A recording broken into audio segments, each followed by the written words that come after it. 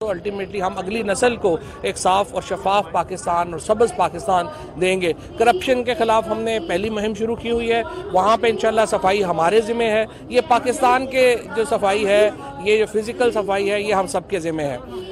आज मैंने असम्बली में एक रेजोल्यूशन जमा कराई है जिसमें मैंने ये कहा है कि पिछले 10 साल का जो हमने क्राइसिस जिसको हम आज फेस कर रहे हैं, जो हम इस वक्त एक मुआशी क्राइसिस जिसका सामना कर रहे हैं, जिसके जो इस नतीजे में पैसा हुआ कि 6,000 करोड़ रुपए से कर्जे जो हैं वो 30,000 करोड़ के ऊपर पहुंचे, उसका जो क्राइसिस हम फेस कर रहे हैं, उसके जो जिम्मेदारान हैं उनके तयन के लिए एक पार्लिमानी कमेटी बनाई जाए। और मुझे उम्मीद है हाउस इस करारदाद को पास करेगा और 1 महीने के अंदर इसकी रिपोर्ट आनी चाहिए और जो फिर जिम्मेदारान हैं उनको कौमी मुजरम समझते हुए उनके ऊपर केस जो है वो चलाना चाहिए। पाकिस्तान का जो मुस्तकबिल से ये लोग खेले हैं, जिन्होंने पाकिस्तान, और इस साल, सिर्फ इस साल हमें ये कर्जा क्यों लेना पड़ा?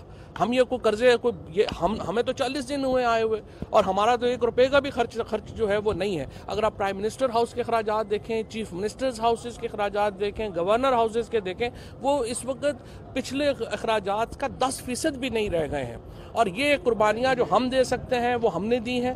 अब हमारे ये जो $8 अरब जो कर्जा देना है, इन्होंने तो पैसे ऐसे लिए जैसे कभी वापस ही नहीं करने हैं। $8 अरब का कर्जा हमने इस साल वापस करना है और उसके लिए हमें हाथ पांव मारने पड़े हैं। हमें पाकिस्तान से बाहर जाना पड़ा है, अपने दोस्तों से बातें करनी पड़ी हैं, IMF से बात करनी पड़ी है। लेकिन इंशाअल्लाह ताला हमारा वादा ये है कि जब हमारी हुकूमत ख़त्म होगी तो पाकिस्तान को कभी दोबारा ऐसे मामलात से नहीं गुजरना पड़ेगा, पाकिस्तान के अवाम को नहीं गुजरना पड़ेगा। और मुझे बहुत खुशी है कि पाकिस्तान के अवाम भी हमारे साथ खड़े हैं, वो इसको समझते हैं। और ना तो हम डाकुओं को छोड़ेंगे जो उन्होंने हमारा घर लूटा, और ना ही हम इस मामले को इस तरह से चलने देंगे। इनसे भी रिकवरी होगी और ये हमें थोड़ा सा सांस मिल जाए, फिर इंशाल्लाह जो हमारा रिफॉर्म। तो ये बताइएगा कि सुबह इलेक्शन हो रहा है और ज़मीनी इलेक्शन होने जा रहे हैं, इस बारे में नून लीग जो है वो ये तासुर दे रही है कि हुकूमत उसमें मुदाखलत करना चाह रही है, कुछ धांधली के इल्जाम आप पर लगाए जा रहे हैं, क्या कहेंगे इस पे? इसलिए कि नून लीग जो है उनको आदत ही नहीं है कभी फ्री एंड फेयर इलेक्शन लड़ने की। ये तो जिंदगी में पहली बार फ्री एंड फेयर इलेक्शन लड़े हैं तो हाथ पांव फूल गए हैं।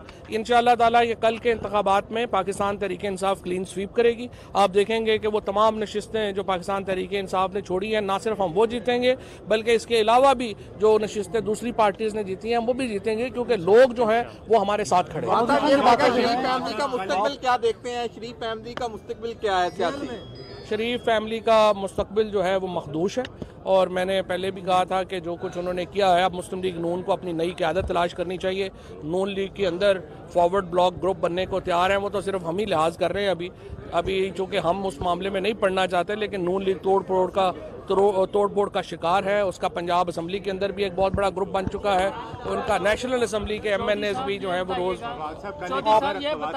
खबर आई कि शायद जो गैर रस्मी इजलास हुआ वज़ीर-ए-आज़म हाउस में, उसमें बड़ी बरहमी का इजहार किया कि वज़ीर-ए-आज़म की जानिब से वज़ीर ख़जाना असद उमर पर, सर ये दुरुस्त है? डॉन और जियो दोनों इस पे माफी मांग चुके हैं, आपका अखबार भी माफी मांग चुका है और ये भी माफी मांग चुका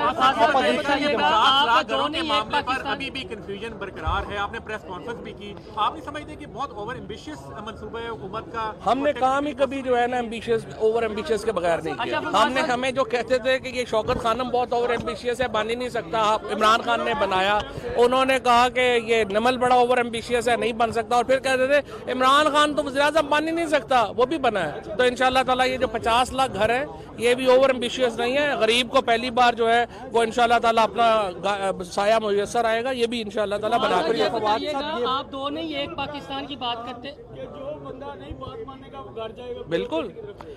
देखिए, ब्यूरोक्रेसी मैंने अर्ज पहले भी किया है, मैं अब भी ये कर रहा हूँ। एक पॉलिटिकल ओवरसाइट होती है। हम रेस्टोक्रेसी में नहीं है, हम डेमोक्रेसी में है। हमारे MNAs MPAs, और सिर्फ हमारे MNA MPAs ही नहीं, जो अपोजिशन के MNA MPAs भी हैं वो मुंतखब होकर आए हैं, उन तमाम का एहतराम ज़रूरी है।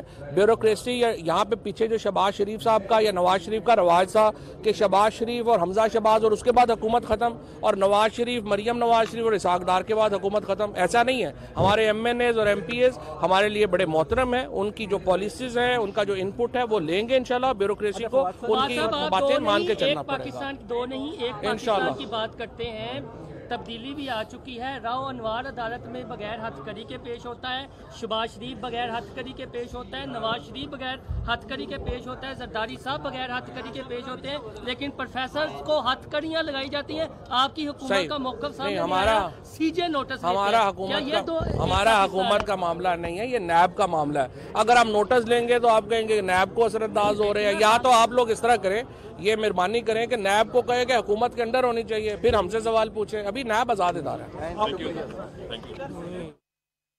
चौधरी फवाद हुसैन मीडिया से गुफ्तगू कर रहे थे। उन्होंने कहा कि अभी हमारी हुकूमत को आए सिर्फ 40 दिन हुए हैं, पिछली हुकूमत की वजह से हमें IMF के पास जाना पड़ा। इंशाल्लाह हमारे 5 साल के बाद किसी भी हुकूमत को ऐसे मसाइल का सामना नहीं करना पड़ेगा। इसके अलावा वो सहाफ़ियों के सवालों के जवाब देते हुए उन्होंने कहा कि डाकुओं को नहीं छोड़ेंगे, तमाम तर रिकवरीज की जाएंगी। और नून लीग के हवाले से उनका ये कहना था कि नून लीग तोड़ फोड़ का शिकार है।